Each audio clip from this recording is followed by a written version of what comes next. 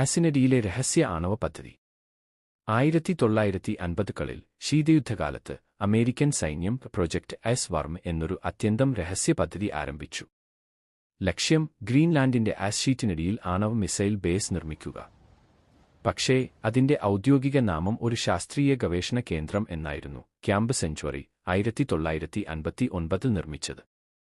ഈ ആസിനഡിയിലെ ക്യാമ്പിൽ 21ലധികം ടണലുകൾ, ഉറങ്ങാനുള്ള മുറികൾ, ആശുപത്രി, സിനിമാ ഹാൾ, ഭക്ഷണശാല എന്നിവയും ഉണ്ടായിരുന്നു. ഇതെല്ലാം പ്രവർത്തിച്ചത് ഒരു ചെറിയ ആണവ റിയാക്ടറായ PM-2A വഴി. ഏകദേശം 200 പേർ ഇവിടെ താമസിച്ചു. എന്നാൽ കുറച്ച് വർഷങ്ങൾക്കുള്ളിൽ വലിയൊരു പ്രശ്നം. As sheet മന്ദഗതിയിൽ ചലിക്കുകയായിരുന്നു. ടണലുകൾ പൊളിഞ്ഞു തകർന്നു തുടങ്ങി. 1964 റിയാക്ടർ നീക്കം ചെയ്തു.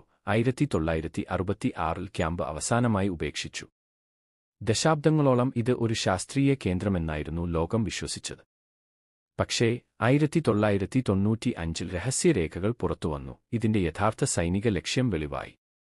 അതറിയാതിരുന്നതുകൊണ്ട് ഡെൻമാർക്ക് സർക്കാർ ഞെട്ടി. ആസിനഡിയിൽ ഉപേക്ഷിച്ച മാലിന്യങ്ങളും ഉപകരണങ്ങളും ഇപ്പോൾ കാലാവസ്ഥാ മാറ്റം മൂലം പുറത്തുവരാനുള്ള ഭീഷണി ഉയർത്തുന്നു. 2024 നാസ റഡാർ വിമാനങ്ങളിലൂടെ സ്കാൻ ചെയ്തപ്പോൾ ഈ ക്യാമ്പിന്റെ അവശിഷ്ടങ്ങൾ വീണ്ടും കണ്ടെത്തി. അത് കാണിച്ചുതന്നത് ശീതയുദ്ധകാലത്ത് മനുഷ്യൻ എത്ര ദൂരം പോയി, അതിന്റെ പരിസ്ഥിതി വില ഇന്നും നാം അടയ്ക്കുകയാണ്.